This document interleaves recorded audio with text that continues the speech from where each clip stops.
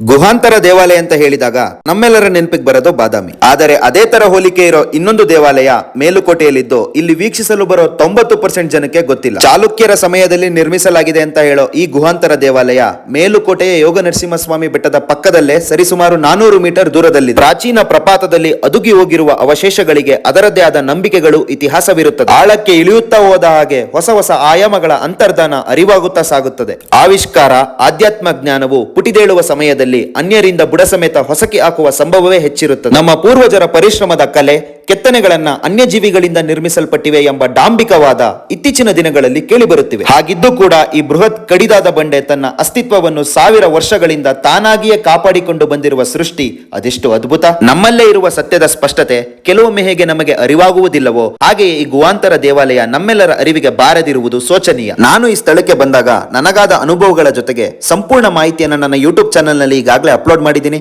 Link profile ಬಯೋದಲ್ಲಿದೆ. ಎಲ್ಲರೂ ಈ ಕೂಡಲೇ ಹೋಗಿ ನೋಡಿ. ಹಾಗೆ ಫಾಲೋ ಮಾಡ್ಕೊಳ್ಳಿ. ಇದೇ ತರ ಹೆಚ್ಚಿನ ವಿಡಿಯೋಗಳನ್ನ ನಿಮ್ಮ ಮುಂದೆ ತರೋ ಪ್ರಯತ್ನ ಮಾಡ್ತೇವೆ.